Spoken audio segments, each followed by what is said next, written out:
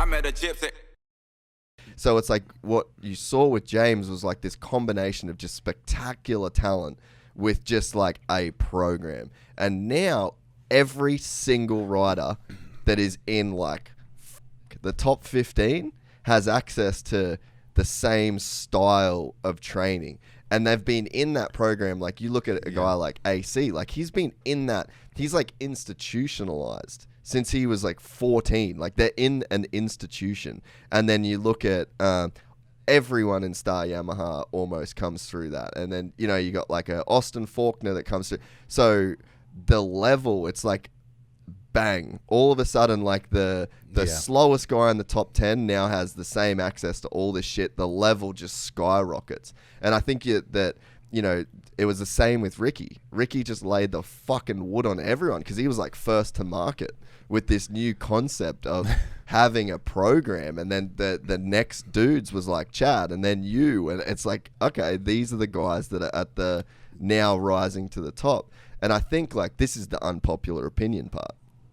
I think that Jett is as good talent-wise as James. And the things that he are doing are as incredible as James. But what you're seeing is like you're not seeing you're not seeing a dude that is allowed to go out and try and win every moto. Like Darren and that team, like they are so fucking smart. They know what wins championships. And they're not letting Jett go balls to the wall to go 1-1 every single weekend. So that's why you don't see Jett look like James.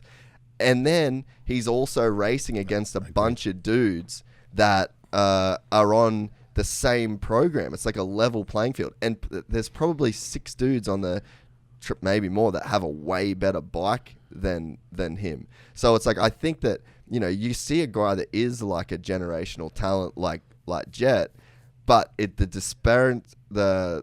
disparity between the rest of the field in terms of like the access and what they've got, it isn't the same thing. So I think it speaks to what you're saying in terms of just the level is just the depth and the thickness and the development of the sport overall has stopped the production of these like crazy anomalies. And I think that what we're seeing with Jett, we're seeing a guy that is a crazy anomaly, but in a different landscape. So tell me I'm a f***wit if you think I'm wrong. No, I would agree a lot with that. And now that you've put it that way, I've never thought of it that same way. But like you're saying, these whether you want to call them riding facilities, you know, team settings where there's a team coach or team coaches in some cases.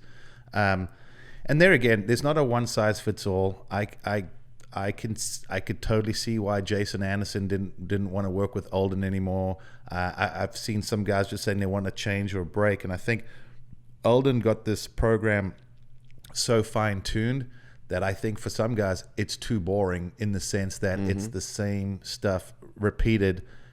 You know, maybe it's not week in, week out, but there's a pattern. We're going to be doing this in December, that in January, that in February, you know, and then it's repeat. So a one size fits all is not always the right thing, but the fact that you have those tools and you can go there and go, you know what, this works for me. I like that, but maybe like in my case, I didn't need to do a lot of weight training. Just from riding day in and day out, I would get a lot of that mass and size and strength. But I probably, you know, I need a little bit of weight training. But there were other guys around me that like they really had a focus on that. But I had to focus on things like getting going. Like my first couple laps were always terrible, you know. So the intervals, the sprint training. So there were times where I could see certain guys working on their strengths and weaknesses and vice versa.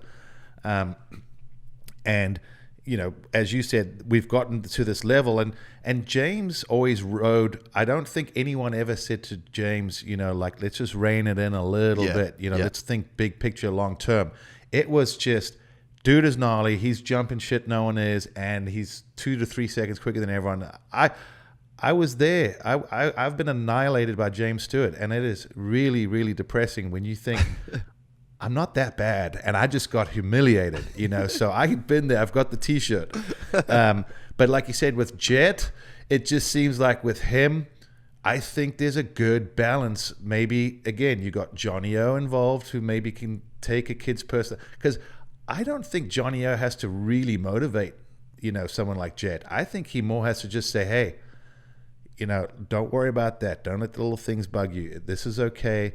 Let's just, like you see the little things happening. And I think when you're a youngster like that, you just got to listen to some.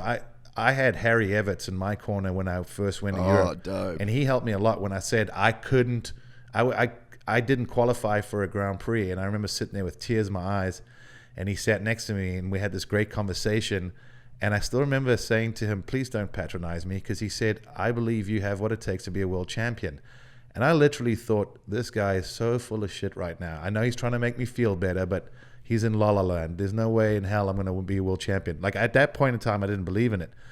But when he started saying, let's work on this, this is what you need to do in GPs, this is how it goes, it's like, I'm not going to argue with the guy. 4-time world champ, father of 10-time. Yeah. Well, at the time, Stefan hadn't won his 10th, but, here's the guy who was the man over there. So you're like, of course I'm going to listen to him. And then things start happening. You're like, oh, yeah. You know what? Even if my dad's going, I said the same thing, you just didn't listen to me. I'm like, I know, but you're not Harry Everts either. So, yeah. There's that aspect. If you enjoyed this content, please like and subscribe. And to listen to the full 3-hour podcast, search Gypsy Tales in your favorite podcast platform or click the link in the description below. Gypsy Gang.